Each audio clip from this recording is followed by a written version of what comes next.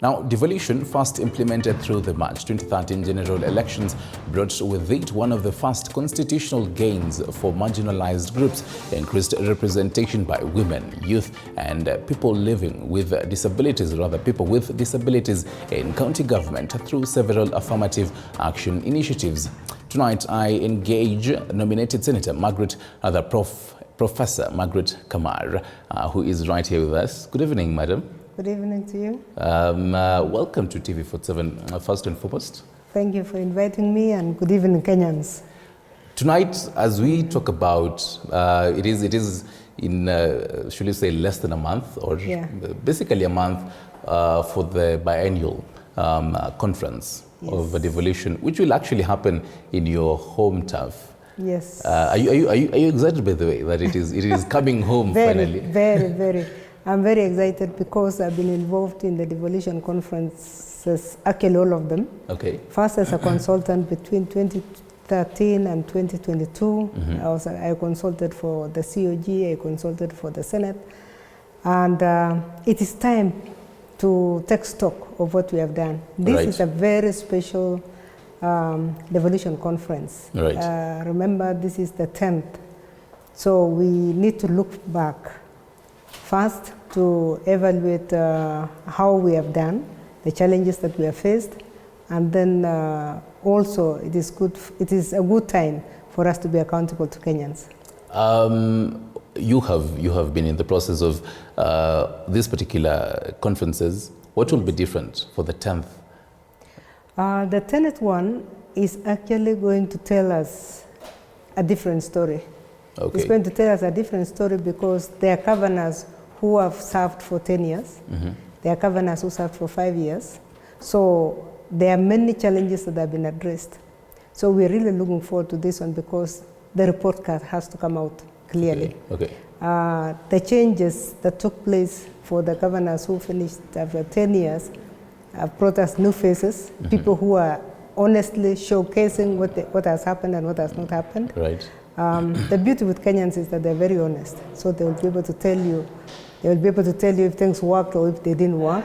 We normally hear that during campaigns, but during the devolution conference, it's a frank talk zone where we look at who has performed, what the performance is. Even when we talk of this ranking of governors and whatever, we always see it in the devolution conference.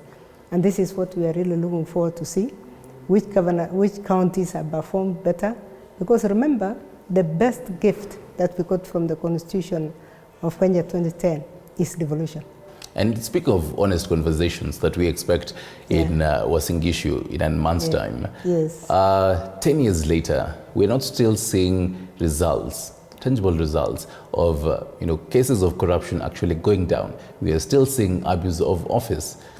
One of the roles of a senator is to oversight governors and county chiefs. Where are we still seeing these particular cases here? Let me say that the results are there. The unfortunate thing is that it's very easy to see the negatives more than the positives. There are also areas where people have performed. There are governors who have performed very well. There are governors who have actually done value addition of their goods, which they will be able to showcase. Because during a devolution conference, we expect them to come and showcase what they have done.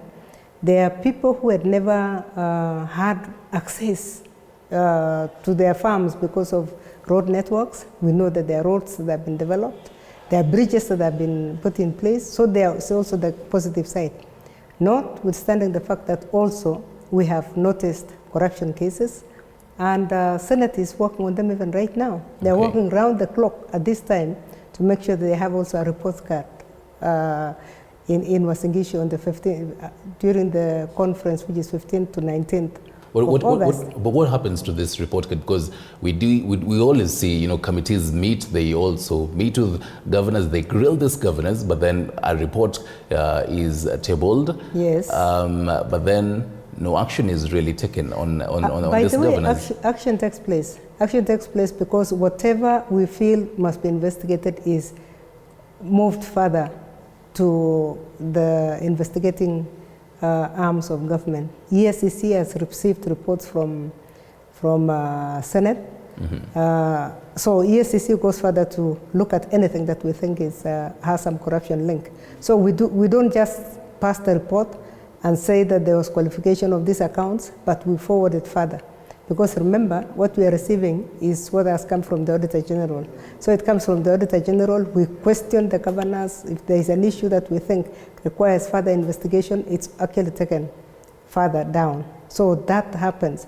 Also, the Senate has had opportunities to look at petitions, direct petitions that have come from the communities on the ground. Issues that they have never accepted their governors to be doing. And we've been able to grill governors over petitions. People have petitioned governors who have bought buildings, who have petitioned governors who have left stalled building, petitioned against governors who have a lot of stalled buildings, and we've been able to handle that in Senate. So a lot of issues come into Senate. We deal with that, we grill the governor, we give recommendation. If a governor manages to rectify their way, that's fine. But also Senate has been able to stop some of the developments that don't seem to be correct. How long should all this process take, as you mentioned it? A report has been made, you start your investigation, you grill this governor, and you have your recommendations and your report. How long should all this process take? Because Kenyans really feel like this process really delay, and again, a whole judicial lag system. I want to agree that it has taken time. We also are not satisfied as a Senate about the time it takes, because the reports we are receiving from the Auditor General are reports of 2 years ago.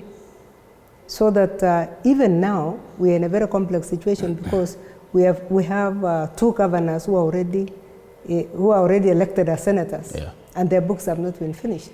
So the delay is not useful for anybody, because you need to have finished those. So this committee is working around the clock, but the backlog of the Auditor General is still very high. So we are still, the audit is actually, we have a lot of backlog. We are hoping that we are able to close in.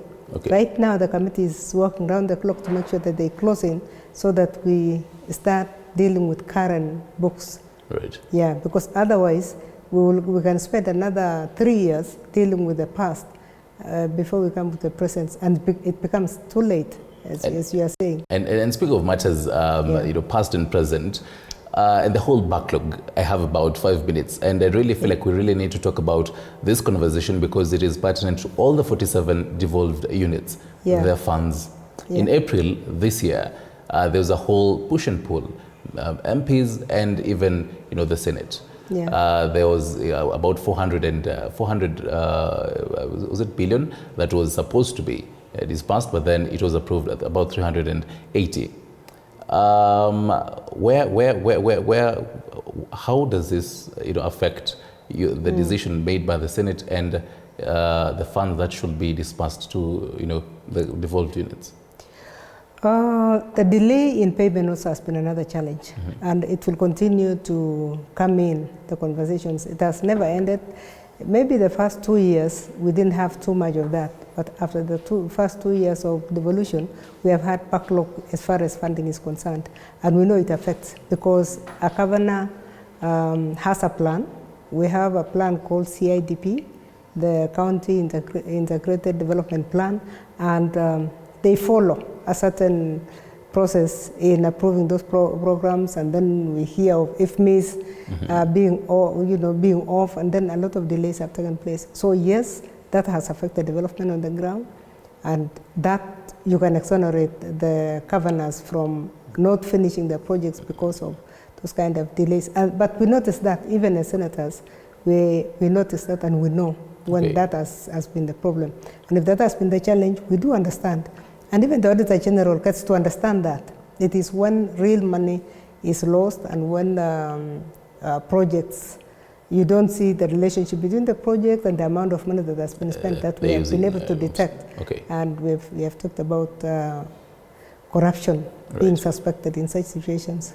At the moment, is Senate considering having laws that will ensure counties have, they they have their own source revenue is more, so that to actually reduce the dependency they have on the national treasury? That has been there actually for a while. Okay. It's only that some counties have gone fast, are doing much better than others. Otherwise, the collection of own source revenue is required. The only challenge that we've had with that also is the fact that most counties decided to tax the common man.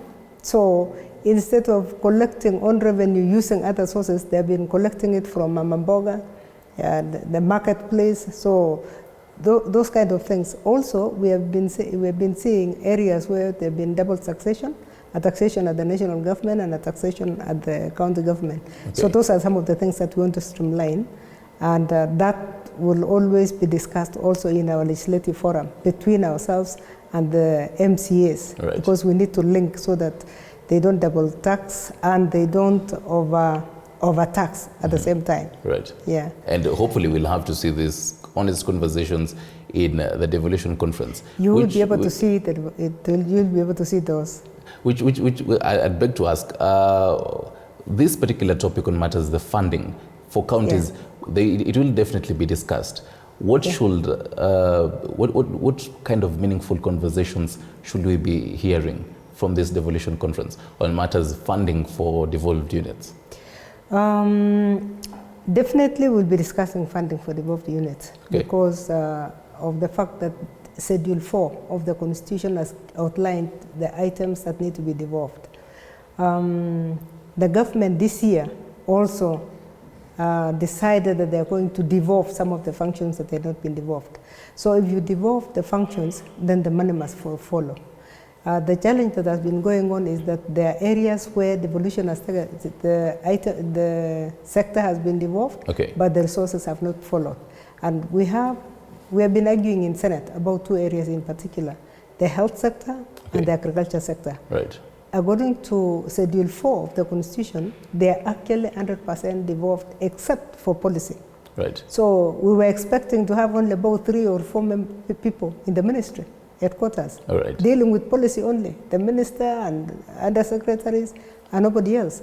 But now we find that we still have a lot of people, maybe because of the fact that we have money from external sources, including donors. Because of time, I really have to wrap up. So I'll take your last words on, even as you have your parting shot, the future of devolution. Where are we as your parting shot? Okay, my parting shot actually should have been to welcome people from Wasingishu. Most definitely. Yes, I want to welcome everybody to Wasingishu between the 15th and 19th of August, and to tell them that devolution is the future. Devolution is the way to go. It's important also that the public get to seek accountability from their people, and this is what we are going to show. We are going to showcase accountability, and where accountability has not been done properly, then they need to know and they need to hear from us. We'll be discussing candidly about where the challenges have been, the counties that have performed, the counties that have not performed. But coming to Wasingishu, you are coming to the County of Champions. Yeah, we will open the conference with athletics, and we shall be inviting our professional athletes also to compete with our COG and senators. And I want to invite everybody. There will be exhibitions, and I want to also invite the whole country to come and exhibit and sell their goods, because exhibitions will be part of what we do in our conferencing. We want to exhibit, to showcase, and to sell our goods. Right. Yes. Thank you very much, Prof. Margaret Kamar, who is also a nominated senator. Hopefully, as she says, there will be a camp of Mursik if you're landing in Wasingishu. Yes, when you land in Eldoret, we shall be having Mursik centers. Okay. We shall be having Mursik.